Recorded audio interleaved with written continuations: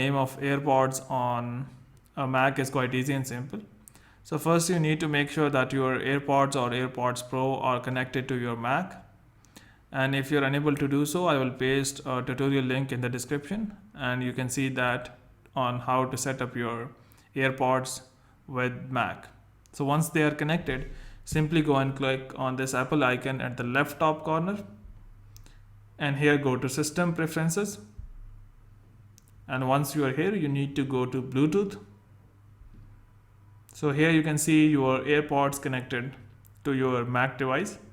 And to change name, simply go and right click it, and here you can see, or double tap it.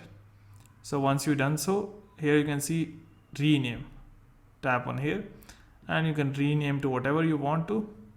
For example, I will remove this and tap on, click on rename. Now you can see the device or the AirPod or AirPod Pro has been renamed on your Mac device. So hopefully it has helped you, but before you go, please like, subscribe and share. Thank you.